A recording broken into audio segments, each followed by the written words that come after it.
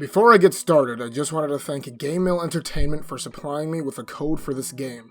I've been excited for this game since its announcement, so it means a lot. If just the concept alone of a fighting game with Nickelodeon characters interests you, I highly recommend purchasing the game, as just showing your support to the devs, publisher, and everyone else involved can get us more games like these in the future. Nickelodeon All-Star Brawl 2 is currently out on PlayStation 4, PlayStation 5, Xbox One, Xbox Series, Nintendo Switch, and PC. The game also recently had its first DLC characters announced, which will roll out in 2024. So if any of these characters pique your interest, I highly recommend picking up the Season Pass as well. With all that out of the way, let's get on with the review. Nickelodeon All-Star Brawl 2 was developed by Ludosity and Fair Play Labs, who also made the previous installment, Nickelodeon All-Star Brawl 1. I was personally a big fan of NASB 1 when it first released, as just the concept alone of a platform fighter featuring Nickelodeon characters is something I wanted since I was a kid. The game was frantic and fun, but suffered from a lack of features at launch. Personally, I find NASB 1 to be one of the funnest fighting games I've ever played. It's just unfortunate that the presentation just wasn't there for some people, which led to a lot of people being alienated from trying the game out. Whether that game was good or not, I was still going to play it, and the same rings true for the sequel. For this video, I'm playing the game on Steam. I've had the game for a few days now and played a good amount of it solo and multiplayer. So what do I think of the game? First off, let me get the most obvious talking point out of the way, the roster. The first game, in my opinion, had a pretty decent roster. Aside from some missing show representation, I feel as if the first game had a perfect roster of characters that could have been fully realized fighters at the time. The DLC knocked it out of the park by outing Garfield and Shredder for free shortly after the game's release. 2 characters whose popularity surpasses Nickelodeon itself, and 3 paid DLC characters in Jenny, Hugh Neutron, and Rocco. 3 highly requested characters, all being from shows not repped in the game. Hugh especially being a left field pick. Meme character yada yada, but he was a memorable part of Jimmy Neutron, and the fact that the devs at Nickelodeon were able to make it happen was really cool to me. As for NASB 2's roster, I would be lying if I said I wasn't a bit disappointed. Positives first. Popular SpongeBob characters Squidward and Plankton make the roster, with Mr. Krabs on the way soon. Ember McLean from Danny Phantom and Azula from Avatar are some really cool picks that probably nobody expected, and I welcome them happily. Jimmy Neutron being added hit a personal sweet spot for me, as that was one of my favorite shows growing up. The Angry Beavers Norb and Dag being not only one of the best choices for a classic show to rep in the game, but also being one of the coolest characters ever put into a fighting game. Being a 2-in-1 character that you can swap between at any given moment with completely different movesets on top of assist moves makes them very unique, interesting, and of course fun. And finally, my favorite character in the game, El Tigre was my most wanted character, and I'm so glad they put him in. And in my opinion, they did him justice. Being akin to a spacey character in Smash while also retaining many characteristics from his source material makes him a great addition to the cast. I loved El Tigre growing up, and I always felt as if the show never got the love it deserved. So the devs doing Manny justice in this game leaves me delighted. Unfortunately, the rest of the roster is sort of underwhelming to me. I want to start this off by stating that at the end of the day, I don't care who's in the game. And there will always be someone out there that cares about most of these characters way more than me. I'm just going to share my personal thoughts on certain roster decisions that confuse me a bit. I also don't know what went into picking characters and what prevented certain characters from being in the game, so I'm not too pressed. I'm honestly not a big Ninja Turtles guy, but even I find it weird that they cut the 2 debatably most popular turtles out of the 4 and put the other 2 in. I don't know if they just wanted to give the other 2 a rest or if they just didn't want all 4 of them in the game, but it's just a bit weird to me. Getting rid of Shredder was also peculiar to me, but at least we still have April. And while she isn't as popular as the cut TMNT characters, I think she's still a great pick, and I'm glad to see she's still in, even though I personally don't care about her as a character. And then we're getting Rocksteady as DLC, a villain that isn't Shredder and is often not even seen by himself as far as I know. Pretty weird choice in my opinion, and speaking of DLC, the other 2 characters we're getting are Zuko and Iroh. 2 of some of the greatest characters in the entire Avatar series, but I still can't help but be a little confused by this decision. Zuko was one of the most requested characters in NASB 1, and who the hell doesn't like Iroh? But I was under the impression that Azula would be the solo Fire Nation rep in the game as a nice surprise. But now we have 3 of them. That and Toph being cut from the game is bizarre to me. And if you want to be technical about it, every Avatar character in this game has access to fire bending. That doesn't really matter in the grand scheme of things, but I just found that funny. Lincoln Loud from the Loud House was cut, while his little sister Lucy Loud is still in the game. That's pretty jarring to me considering he's the main character of the show. I'll miss the fact that Sandy isn't around anymore, but at least they made up for it with other SpongeBob characters, I suppose. I could also do with or without Powdered Toast Man. I don't really care one way or another. Ren and Stimpy themselves are enough to satisfy me. I have no idea what's going on with Hey Arnold in this series. Helga being the solo rep of the show in the first game was perfect in my opinion, but she's out now. And instead we have Grandma Gertie and Gerald.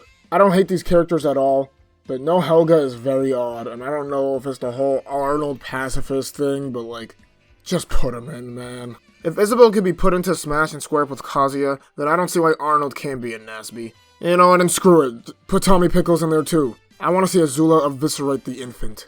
Omitting Aerial Monsters and Cat Dog entirely is a strange move altogether, but I'm sure the devs had their reasons. And finally, no Hugh Neutron has got to suck, for the people who care. I'm fine with Jimmy, but downgrading what was possibly the most requested character in the last game to an NPC has gotta suck for those who actually wanted him and played as him in the last game. I'm gonna chalk up the odd roster changes to time constraints, or maybe the devs just wanted to focus on the more interesting characters. I don't know. I'm not too focused on what shows aren't repped in the game yet, but at least we got some new interesting ones, so hey, I can't complain too much. If I had to throw out a quick wish list for funsies, I'd say I want Sheen, Bessie, a Cat Scratch character, Fanboy and Chum Chum, Timmy Turner, a Chalk Zone character, the aforementioned Arnold and Tommy, and fuck it, put Harvey Beaks in there too or some shit, I don't know. Something that was heavily requested in the first Nasby was voice acting, which they did eventually add. But now in Nasby 2, it's here from the get-go, along with items. Most characters have their original voice actors, and their delivery is nothing but stellar. Having no voices didn't bother me too much in the original game, but obviously the game is better with them. I grew up watching Nickelodeon from basically when I was born up until like the middle of high school. So seeing a bunch of references through animations and seeing crossover aspects like character interactions was sick. To jump the gun a bit, this game blows the first game out of the water, and I can see this game lasting way longer than the first game. They for sure upped the production, and it's pretty apparent that the team was given a better budget this time around. The game looks pretty good, and I love the way they were able to incorporate some of the art styles in a 3D setting. The smallest of things like smear effects on moves can make the biggest of differences. The characters also animate so much better than they did before, and I have to give props to my boy Manny once more. I am so content with the way they translated El Tigre into a video game in both the art style and personality. I could not be more glad with how he turned out. If there's one thing that seems a bit weird to me, it's the proportions. I don't know if I'm just crazy, but some characters feel like they're either way too big or way too small compared to how they looked in the original shows. Maybe it was a balancing thing, or maybe I'm crazy, but it isn't a big deal at all. Another thing I have to commend is the soundtrack. As with the first game, each song is made to replicate how the music in the original shows sounded, but with new compositions. And some of them came out amazing. I played this game a bit with some friends, and they were also pretty happy with how some of the characters came out. I played both offline and online multiplayer, and everything was good. The online ran basically perfectly, and if there were any problems, they came from my end. My only gripe is that I guess you can actually select your character after you press start. It led to a few instances where a different character was selected by accident, and it was a bit annoying but not a big deal. The biggest difference between this game and the first is the actual gameplay as well as the new mechanics. More defensive options were added like rolling and air dodging, the shield mechanics were tweaked a bit, more moves were added like side specials and back aerials, etc. Overall, it's more like Smash. There seems to be a common trend where recent platform fighters are sacrificing original concepts and mechanics to be more like their inspiration, and I'm personally all for it. These changes help Nasby 2 to feel more polished, and they still added more stuff than they removed. The core gameplay itself was just simply improved upon. This segues into the biggest change introduced in this game, the Slime Meter. The Slime Meter is the single most complex feature added into Nasby 2. It can be used to enhance attacks, follow up by canceling attacks, and to break combos by bursting out of them. And they also allow every character in the game to perform a super attack.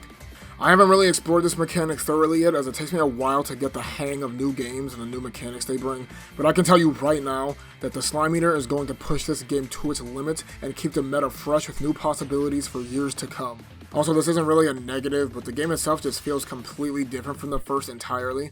It took me a while to get used to due to the game basically being built from the ground up. No offense to the first game, but it felt pretty jank, and well, cheap. Which isn't totally a bad thing.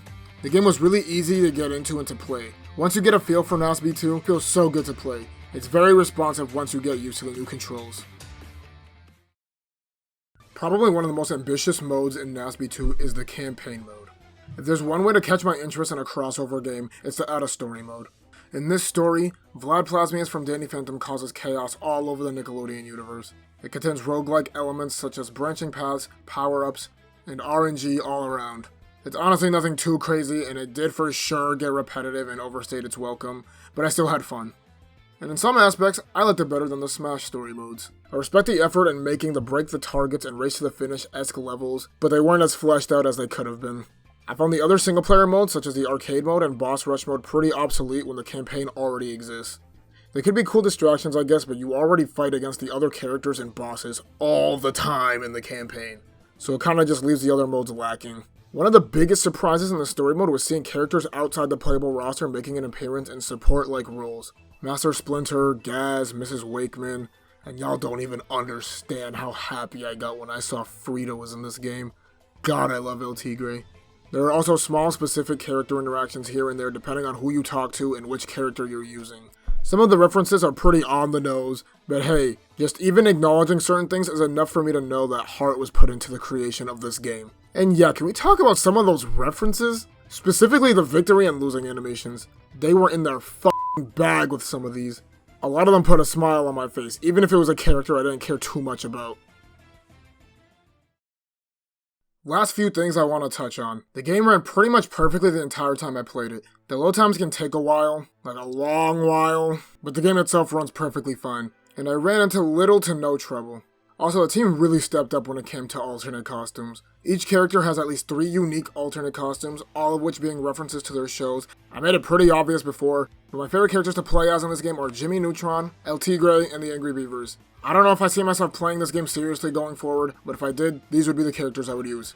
I know this is something a lot of people have been saying about sequels in games as of late, but Nickelodeon All-Star Brawl 2 is truly a step in the right direction. Whether the team behind the game wants to stick with this game going forward, or if they do end up making a third game down the road, it seems like they found the sweet spot when it came to a game that both casuals and competitive players can enjoy. With this game, you're getting exactly what you think you're getting. While the game isn't perfect, it does what it seeks out to do very well. I can't wait to see what people do with this game. The series has a dedicated fanbase, and hopefully some people can respect the game for what it is, and how it shakes up the platform fighter genre. I want to once again thank Game Mill Entertainment for sending me a code early, and allowing me to get my hands on this game ahead of time to see what it has to offer. As I said before, I'm a big fan of Nickelodeon as well as Super Smash Bros. And this game is something I dreamed about existing as a kid. The people I played with enjoyed the game, and from what I can tell, others are having a blast as well.